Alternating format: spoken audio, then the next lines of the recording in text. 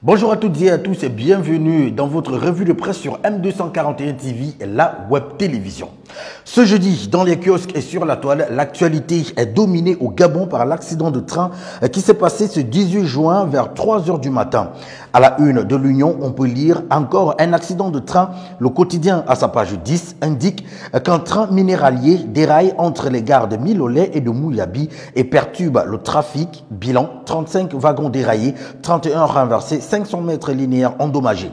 Et face à cet accident qui, selon Gabon Media Time, met les passagers de la Cetrac à nouveau dans le calvaire et qui occasionne une interruption momentanée de la circulation, la réaction du ministre Justin Dounangoy ne s'est pas fait attendre. Dans l'Union, le patron des transports précise qu'il proposera un projet de loi et des décrets pour encadrer l'activité ferroviaire.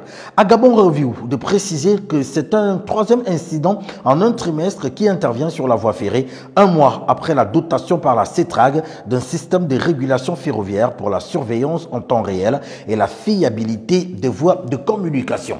Globeinfo.ga revient sur l'intégralité du communiqué de la Cetrac, un communiqué signé d'ailleurs du directeur général qui précise entre autres que suite à cet accident, une prise en charge des passagers est organisée et que des équipes sont mobilisées pour rétablir la voie qui sera pour l'instant interrompue.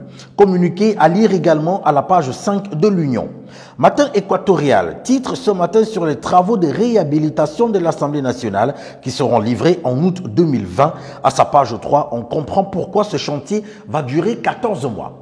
RFI Afrique nous propose la colère des femmes gabonaises après la suppression du ministère dédié à l'égalité des chances.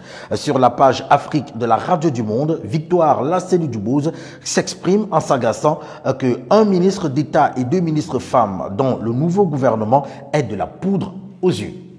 Et c'est ici que nous mettons fin à cette revue de presse. Merci de nous avoir suivis. Restez toujours en compagnie des programmes de M241 TV, la web télévision. Au revoir.